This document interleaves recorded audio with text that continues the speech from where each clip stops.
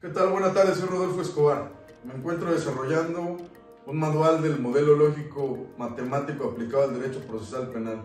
Son dos personajes, los más importantes, Karl Popper, filósofo de la ciencia, y Ludwig Wittgenstein, ambos de origen judío, el cual el último mencionado es un filósofo del lenguaje, de las proposiciones, y su obra del Tractatus Lógico-Filosófico es importante para entender cómo funciona el lenguaje, qué es la filosofía. Él dice que la filosofía tiene por objeto delimitar con claridad los pensamientos, ya que no existe una gramática universal. Él establece que no hay enigmas. Si un problema se puede plantear, también se puede resolver, porque solo puede existir duda donde existe una pregunta solo donde existe una respuesta, y esta solo donde algo puede ser dicho. Para él, la lógica no puede chocar con su aplicación, es decir, si un proceso tiene por objeto el esclarecimiento del hecho y que esos mecanismos adicionales que se establecen para llegar a ese fin chocan con el fin último objeto del proceso,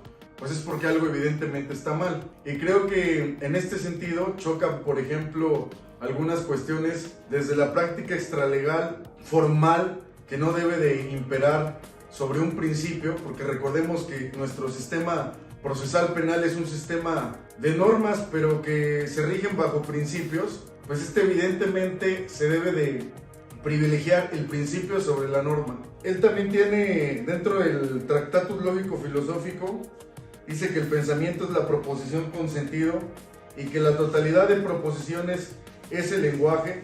Además, establece que cuando estamos hablando de una proposición, recordemos que el Ministerio Público lo que hace es reconstruir proposiciones de los hechos, y para verificar la validez de esas proposiciones existen diversos sistemas de lógica, entre los que se destaca el lenguaje apofántico. Sin embargo, hay muchos más, y para él, dentro del Tractatus Lógico-Filosófico, establece que la inducción consiste en que asumimos la ley más simple que cabe armonizar con nuestras experiencias. Pero ese procedimiento no tiene una fundamentación lógica, sino psicológica. Está claro que no hay fundamento alguno para creer que ocurrirá realmente el caso más simple. Que el sol vaya a salir mañana es una hipótesis, y esto quiere decir que no sabemos si saldrá. No hay una necesidad por la que algo tenga que ocurrir porque otra cosa haya ocurrido. Solo hay una necesidad lógica.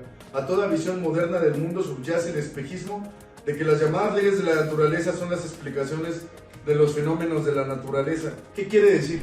Generalmente, cuando una autoridad jurisdiccional establece una conclusión en una sentencia o en una resolución, llámese auto de vinculación a proceso o llámese juicio oral en una sentencia absolutoria o condenatoria, no debe de llegar desde una convicción del tipo psicológica, debe de llegar desde una convicción lógica. Ya vimos cuál es el concepto de la psicología de acuerdo al Tractatus Lógico-Filosófico y de la inducción.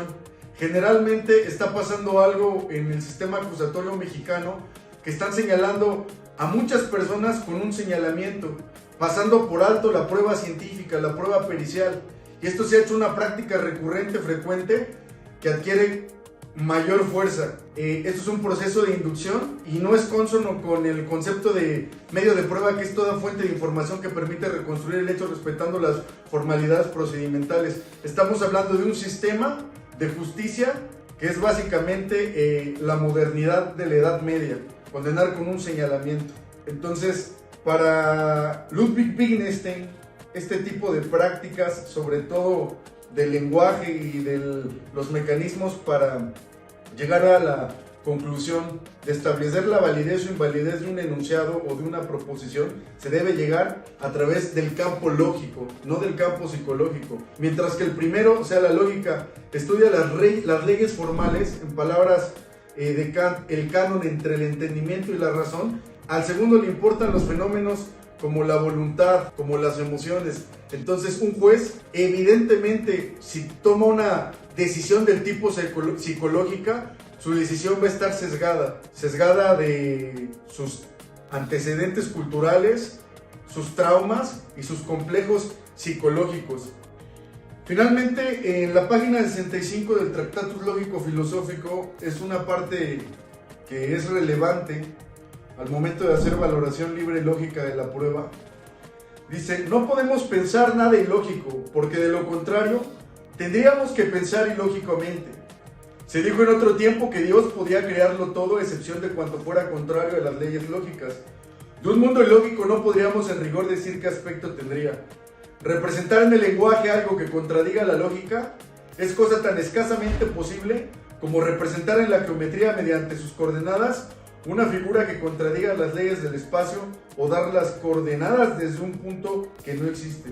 Podemos sin duda representar espacialmente un estado de cosas que vaya contra las leyes de la física, pero no uno que vaya contra las de la geometría.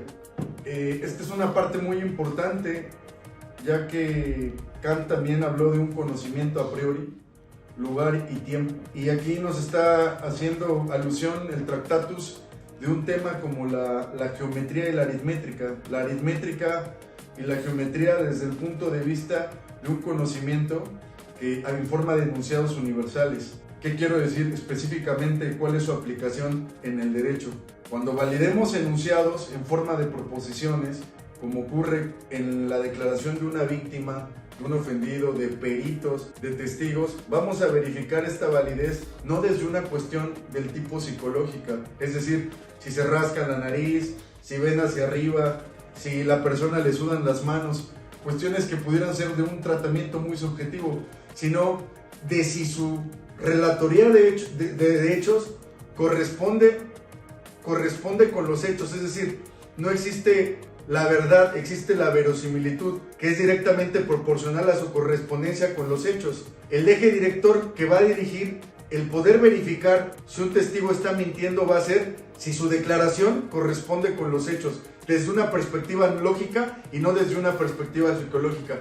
Por eso es importante el Tractatus Lógico-Filosófico del cual habló Ludwig Wittgenstein.